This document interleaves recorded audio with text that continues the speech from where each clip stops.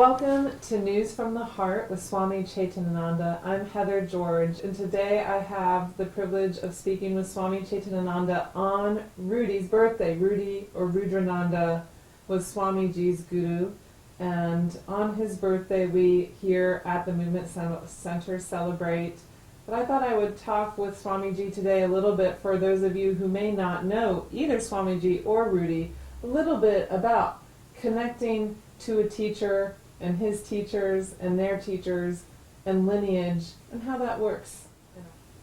The main thing that I learned from Rudi was something that, I already knew, not very strongly in my awareness, but I already knew it. And I brought it to my relationship with Rudi, and it taught me over and over, Rudi taught me over and over and over again how completely essential that is.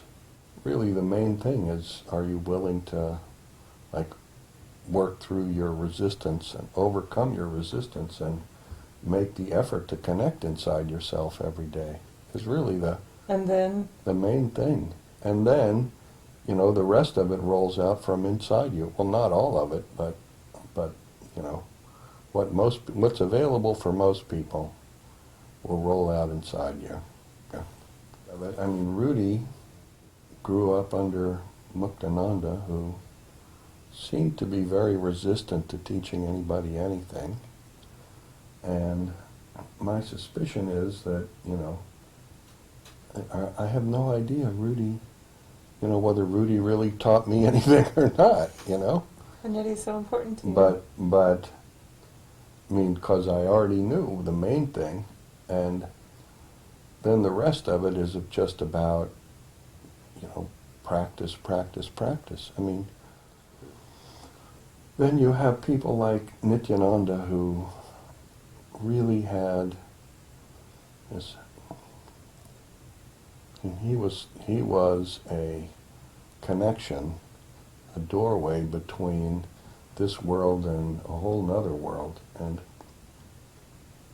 if you read the stories about him, there are a few stories.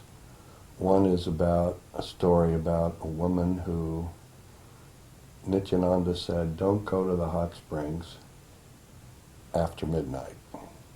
He told her, don't go there after midnight. Well, she went after midnight, and she, maybe she was genuinely confused, I don't know. Maybe she didn't think he was serious. Not sure what she thought, but anyway, she goes to the hot tub, and there's, and she's peeling her clothes off, and there's this naked guy in there all of a sudden who's really gorgeous. And she flips out and runs away. And later on, Nityananda yells at her and says, I told you not to go there. You disturbed this particular celestial being in his bath. And that's not a good thing. So then another time, another guy is leaving Nityananda, and he has to walk from the place where Nityananda stayed to Vajeshwari, so that's a kind of angled path through the woods. Maybe it's like a mile and a half or so. So Nityananda said to him when he left, he said, don't turn around. Just go straight away. Don't look back the whole way. And so so this guy takes off, and shortly after he enters the woods, he feels something behind him. And he doesn't look back, and he kind of hears stuff, but he keeps walking, and then a cobra comes into his path, on the path in front of him, and he has to stop, and he feels this thing breathing down his neck, standing right behind him. And the cobra clears finally, and he goes on very quickly. And just as he gets to the end of the path, for whatever reason, he turns around and looks, and he sees something that looks like, one of those creatures in The Hobbit. And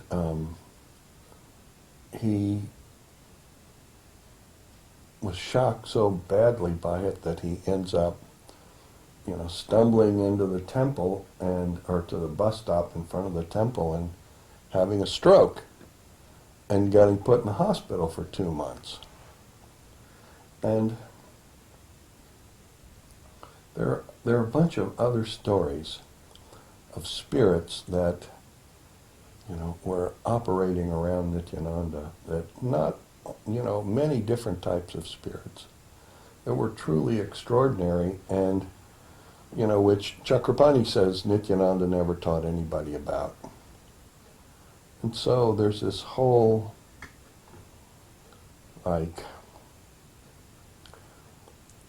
within our lineage, this whole really, truly incredible possibility and connection to a completely different dimension of life. And yet, Muktananda didn't teach anybody about that at all, never even mentioned it. Rudi kind of,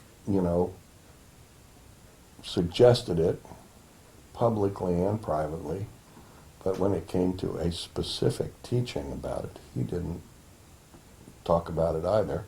Did you feel a connection to Muktananda and Nityananda through Rudi during the 2 years that you were Sure. with Rudi? Especially Nityananda. Rudi was very strongly connected to Nityananda. Do you think most of his students felt that connection? Yeah. Do you think most of your students feel the connection through you to Rudi?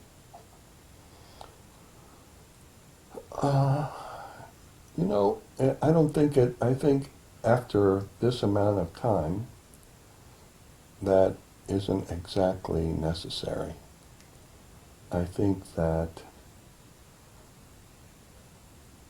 by now, it's like 40 years later, I've pretty much encompassed Rudi and his work and digested pretty much the connection that I had with him. And, I have my own connection now. I mean, I'm still connected to Nityananda, but I'm really, my sort of my own thing at this point, and I'm not really dependent on Rudi in a way. I mean, I'm grateful to him. I'm rooted in, the same energy field that he was rooted in. And even Nityananda, Nityananda's still present in Ganesh Puri to a large degree. And I'm still connected in that as well. But, I'm a completely different event. So, I don't know, I think it's not necessary for people exactly to feel connected to Rudi. I think it's necessary to feel, in the end, it's necessary to feel deeply connected to yourself. And the practice is everything. Most of the people who talk spiritual and talk New Age don't practice. And because of that, there's no maturity in them. Rudi was a product of New York. He had a very specific kind of feeling to him, and it was the whole vibration of New York. And Rudi sort of, Rudi was amazing in that way. He really sort of was an expression of all the crazy energies and crazy powers that linger in Manhattan. By now I feel very different than Rudi felt. And, I lived in New York, I've lived in Indiana, I've lived in Cambridge, I've lived on the West Coast now for 25 years. And so the whole vibration is totally different. The thing about lineage and connection is that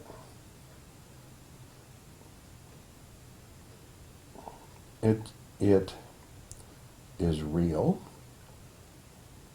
And it's intended to express the notion that there is a continuity of transmission. And that's very important. There's a continuity of transmission that is an authentic and reliable place to plant yourself and grow. It's an authentic, reliable opportunity to transform yourself. But any teacher is any real teacher is an opportunity, even a fake teacher is an opportunity to transform yourself.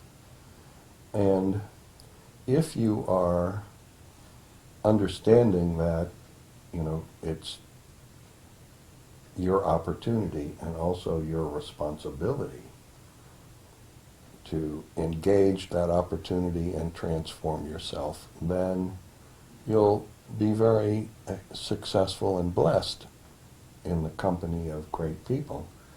And if you don't understand that it is both a responsibility and a commitment and a work, and then, it doesn't matter if you have the greatest teacher on the face of the planet, you're still going to end up being boring.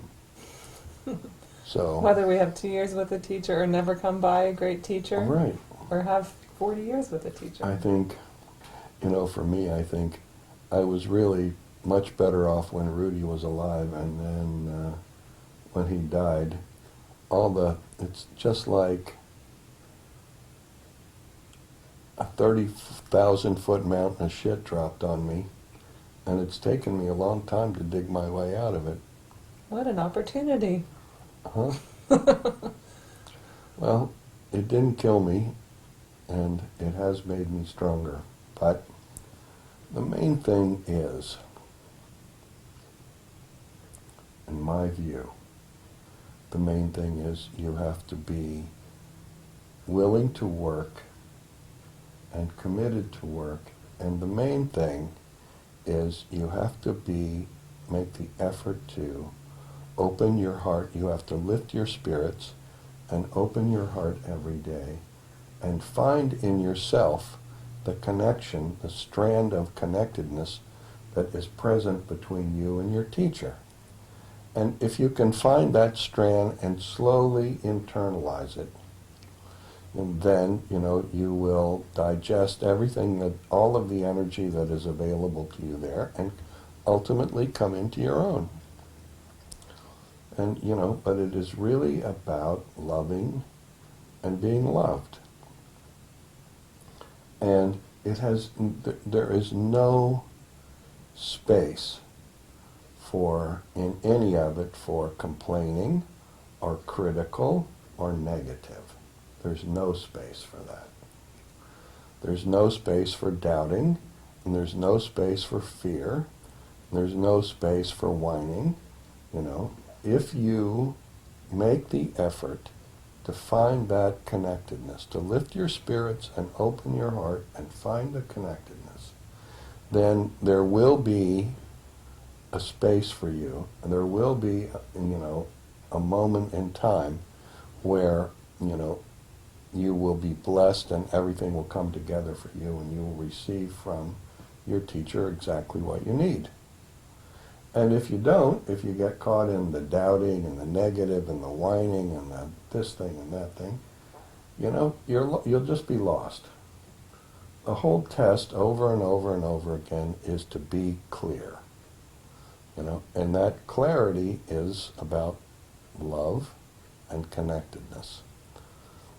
Period. And then the rest of it is your own karma. And that's what you just said, which is the beautiful, oh so sweet but yet challenging message to live through every day, is what you already knew going to see Rudi, right, and what Rudi shared. Somehow it was like this. I just had a series of devastating experiences in Bloomington that brought me to a place where I realized I had to just have faith and be patient. and just do the work. And it was interesting to me and wonderful for me that I really did make an effort just to have faith. I did not let my mind go down any negative pathways. And moreover, I worked every day, and wonderful things happened. And and Rudy's, Rudy's world was a tornado, was a hurricane, and finding that space of faith and patience and connectedness and love, was what it was all about. And I already knew every day. Already when I got to Rudy's, I was focused on opening my heart every day. And so, being with Rudi gave me a real focus and a lot of energy, and it was amazing. And, I never got disappointed in Rudi. I never got jealous. I never got my feelings hurt by him. I never went into any space where, there was anything other than love. I felt like he's my teacher. My job is to serve him. I love him, and whatever it works for him is fine with me. I just want the opportunity to study and practice. So that was what sustained me through the whole experience of Rudi and even after. But, it was enormously more stressful after. After he was gone. Yeah, it was enormously more stressful and confusing after. And, trying to run a community it's really difficult. Very few people had the devotion to continue to learn and grow and contribute back and really participate in developing something amazing. Most people just want to get something and get the hell out. Well, that's a whole other thing about teachers. In our culture, that's what a teacher is. You go, Right. you study something, and they give you a piece of paper or a Right, title. you get a degree or something or another. You pay for 24 hours with that person, and then you're done. Yeah. And that's a shame because, even people who have studied for a really long time still need, the company of thoughtful and experienced people, because this world that we live in, particularly in America, is a challenging cultural place. And it's not getting easier, it's getting more challenging. It's getting more confusing. And while Rudi had an ashram, he lived in New York, and the turnover there was huge. And he never even thought about it, because there were so many people, and they were constantly coming and going. And his, maybe his meditation room really didn't even hold more than like 80 people in New York, in the city. 80 or 90 people was the maximum that could sit there. So he didn't care. He said no to a lot of people who asked him to study with him, and if you were non-performing at any point, he could lower the boom on you easily. He was fierce. And, the notion of a long-term commitment to a spiritual endeavor and creating an environment that would sustain us through, our lives on a lot of different levels was something that, I've done. Today on Rudy's birthday, it was just something that I thought of as I stood and watched us celebrate around his shrine, that the lineage, the linear time with living teachers, but also the connection beyond that. Oh, I know, and That's very palpable. It's sort of amazing, and even to sit there this morning with David Comito was standing behind me. He's the guy who introduced me to Rudi. And how strange is it that, the guy who introduced me to Rudi lives in Oregon, on his own, independent of this, And how strange is it that, the guy who was Rudy's assistant when I moved to New York lives across the river in Camas. I mean, there's something about this place that is, has attracted quite. And another thing is Bill Dugan, who was very close to Rudi in the time when I got there, lives down in Salem, and it's really kind of amazing that Portland has a lot of people here who are somehow strongly connected with Rudi. Mm.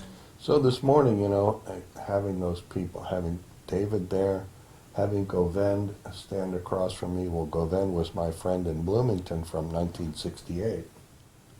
To sustain these relationships,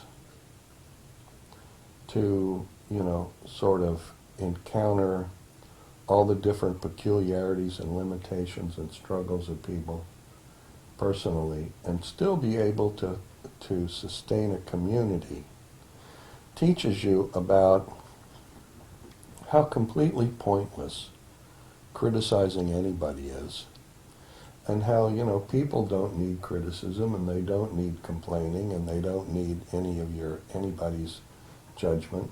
What people need simply is love and respect.